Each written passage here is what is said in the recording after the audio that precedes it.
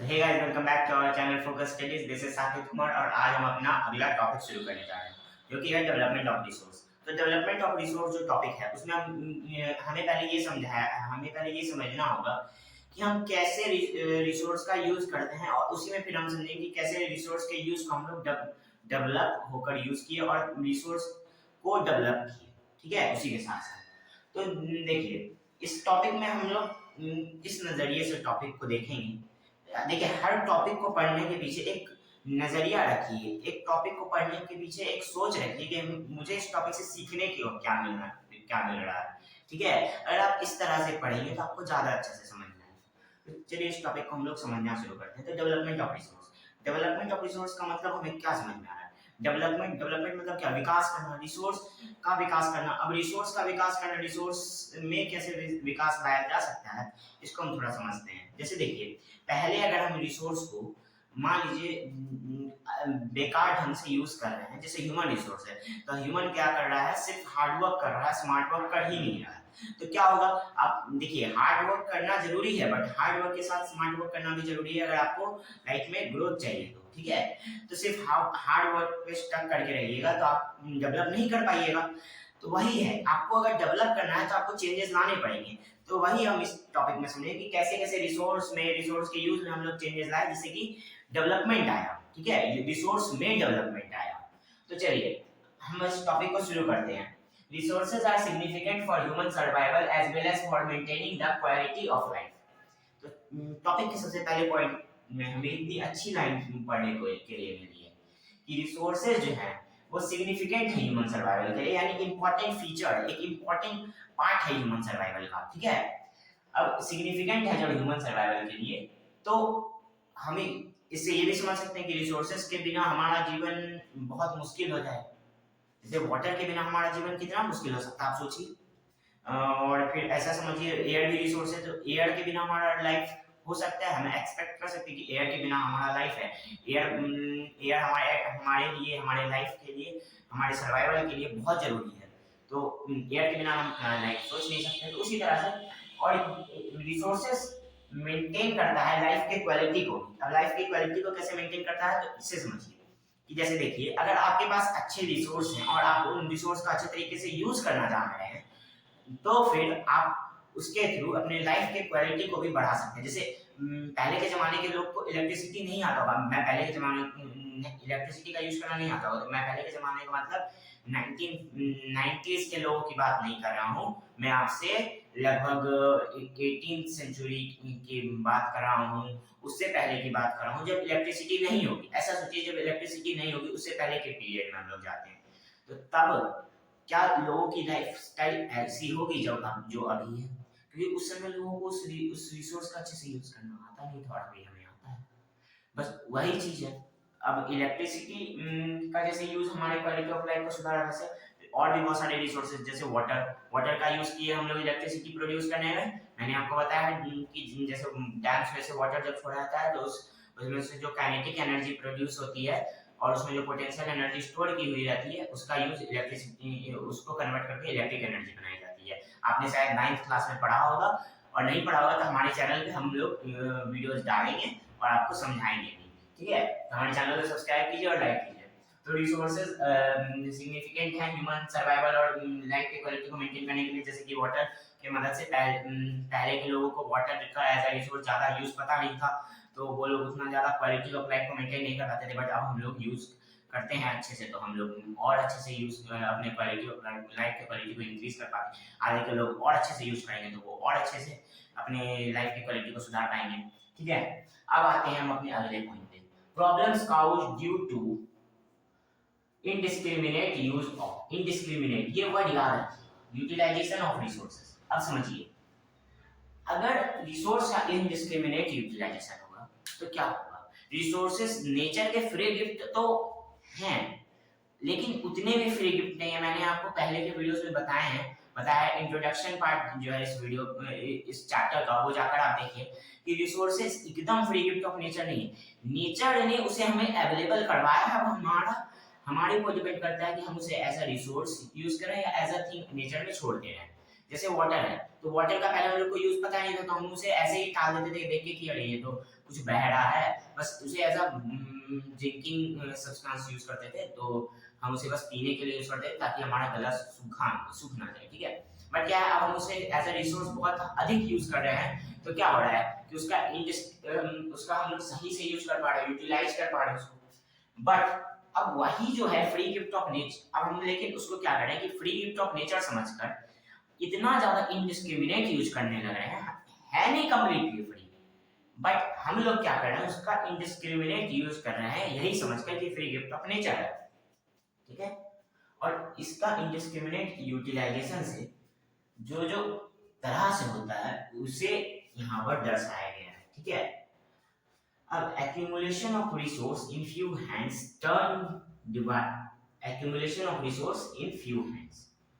अब देखिए, कुछ लोगों के पास ज्यादा रिसोर्सेज है, कुछ लोगों के पास कम रिसोर्सेज है। जो अमीर है उनके पास capital resource, money as a capital resource बहुत ज्यादा है, उनके पास ह्यूमन पावर जो वो यूज कर सकते हैं, वो जैसे बॉडीगार्ड रख लेते हैं, तो वो उनका क्या है, ह्यूमन रिसोर्स की तरह उनको यूज कर रहे हैं। और फिर वो उनके पास और बहुत सारे लैंड एज अ रिसोर्स बहुत ज्यादा है, तो इसी तरह से तो उनके पास ये रिसोर्स ज्यादा है। फिर वो चाहे तो इलेक्ट्रिसिटी ज्यादा ले सकते हैं, वो चाहे तो वाटर का ज्यादा यूज कर सकते हैं, क्योंकि बड़े बड़े सिटीज में आपने देखा होगा जहाँ जहाँ पर सप्लाई लाइन से वाटर जाती है, वो लोग तो वहाँ पर क्या है कि बोरवेल लगाना बहुत महंगा होता है, लेकिन वो लोग क्या करते हैं, बोरवेल लगाते हैं और बहुत ज्यादा इनडिस्क्रिमिनेट यूज करते हैं वाटर का, जबकि जो सप्लाई लाइन से लेते हैं वो थोड़ा सा यूज कर पाते हैं। तो क्या हुआ, इनडिस्क्रिमिनेट यूज हुआ कि एक को ज्यादा एक को कम। इनडिस्क्रिमिनेट का मतलब क्या होता है कि सही से यूज ना कर पाना, और सही से यूज ना कर पाना मतलब सही से यूज ना करना, कि मतलब देखिए अब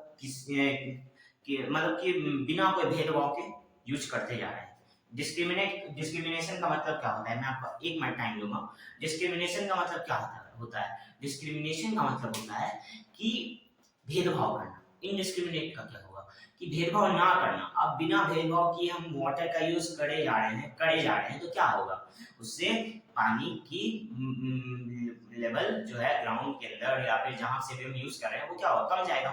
अब उसी में से एक प्रॉब्लम जो है इनडिस्क्रिमिनेट यूज से रिलेटेड, वो है accumulation of resource in few hands, कि कुछ लोगों के पास बहुत ज्यादा रिसोर्स आ जाता है, तो क्या करते हैं उसका और ज्यादा यूज करने लगते हैं, ये सोच करके मेरे पास तो बहुत ज्यादा है, ठीक है।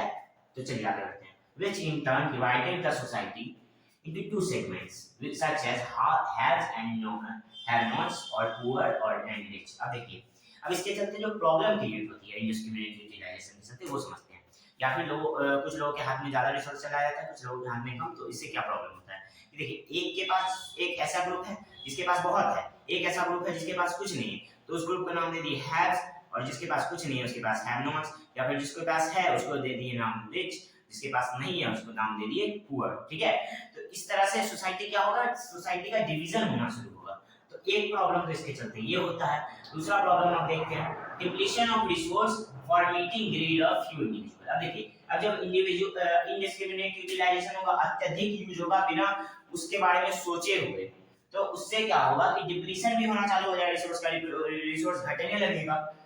अब कैसे घटने लगेगा, तो देखिए इनडिस्क्रिमिनेट यूज कौन करेंगे, कुछ लोग जो लालची होंगे, जो सोचेंगे कि अरे मेरे पास तो बहुत है, हम खूब यूज करेंगे, और दूसरा का भी छीन के ले लेंगे।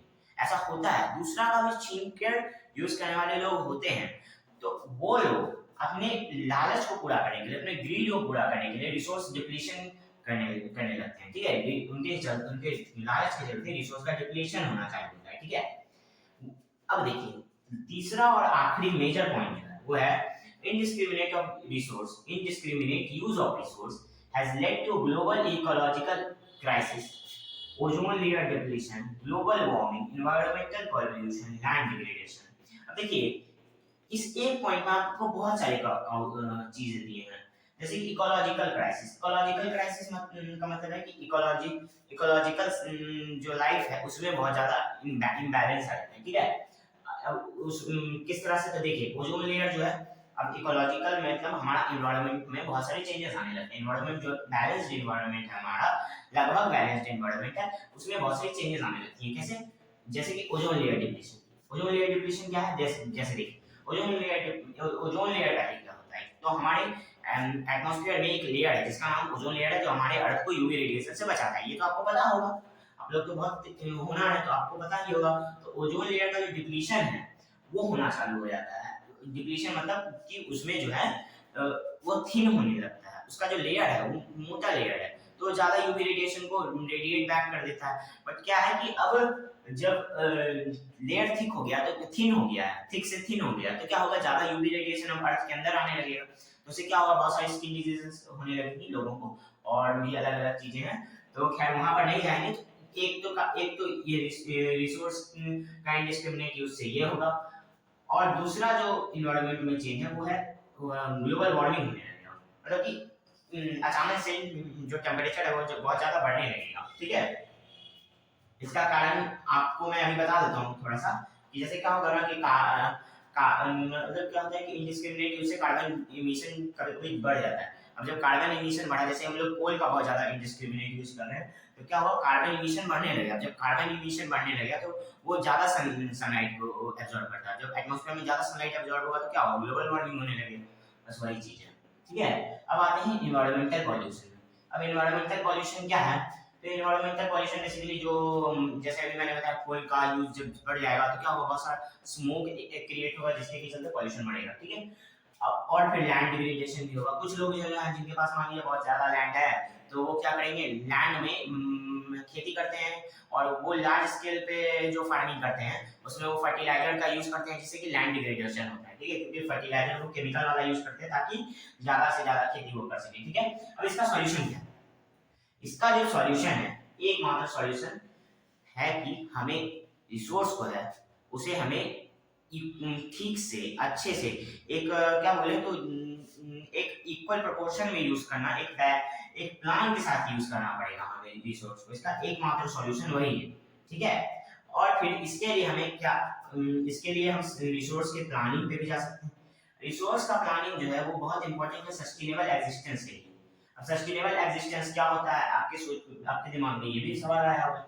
सस्टेनेबल डेवलपमेंट ये होता है कि जैसे देखिए, अगर सस्टेनेबल डेवलपमेंट मतलब ये होता है कि आप जब रिसोर्स का यूज कर रहे हैं without destroying the without damaging the nature और without damaging anything existing nature, उसको कहेंगे सस्टेनेबल एग्जिस्टेंस। ठीक है, अब आप जब रिसोर्स प्लानिंग कर रहे हैं तो उसमें सस्टेनेबल एग्जिस्टेंस होना चाहिए, यानी कि आपको इस तरह से यूज करना चाहिए कि नेचर के किसी भी चीज को ज्यादा डैमेज ना पहुंचे। ठीक है, अब सस्टेनेबल एग्जिस्टेंस जो है वो सस्टेनेबल डेवलपमेंट का एक इंपॉर्टेंट कंपोनेंट है। अब आप सोच रहे हो सस्टेनेबल डेवलपमेंट क्या होता है, तो सस्टेनेबल डेवलपमेंट मैं आपको थोड़ा सा इस वीडियो में बता देता हूँ, बाकी हमारे अगले वीडियो लेक्चर में आपको समझ में आ जाएगा अच्छे से। ऐसे इसमें भी मैं आपको समझाने की कोशिश करता हूँ। देखिए, सस्टेनेबल डेवलपमेंट मतलब वैसा डेवलपमेंट जिसमें कि हम लोग रिसोर्स का यूज अपने डेवलपमेंट के लिए कर तो रहे हैं, बट इस लेवल पे कर रहे हैं कि फ्यूचर जनरेशन के लिए भी रिसोर्स बचे, अच्छे अमाउंट में बचा रह सके। ठीक है, उसी को सस्टेनेबल डेवलपमेंट कहते हैं।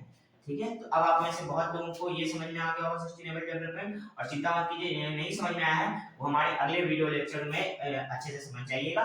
और इसी के साथ हमारा ये टॉपिक खत्म होता है। आप लोगों ने देखा होगा कि बुक में 2 और बॉक्सेस भी बने हुए हैं, जिनमें एक में सस्टेनेबल डेवलपमेंट, एक में एजेंडा 21 को समझाया, तो वो भी हम आपको बताएंगे हमारे अगले वीडियोस में। आप वीडियो लेक्चर में आपको वो सब भी मिल जाएगा, आप बिल्कुल चिंता मत कीजिए। बस अगर आपको हमारा वीडियो पसंद आया तो हमारे चैनल को अपने फ्रेंड्स के पास भी शेयर कीजिए, हमारे वीडियोस को अपने फ्रेंड्स के पास शेयर कीजिए, और हमारे वीडियोस को लाइक कीजिए, और जितना ज़्यादा से ज़्यादा हो सके सब्सक्राइब कीजिए। और आपको कुछ भी डाउट हो तो आप लोग हमारे कमेंट सेक्शन में हमसे पूछ सकते हैं, हम आपको जितना हो सके उतना जवाब देने की कोशिश करेंगे। और हमारे चैनल को भी सब्सक्राइब कीजिए। Thanks for watching.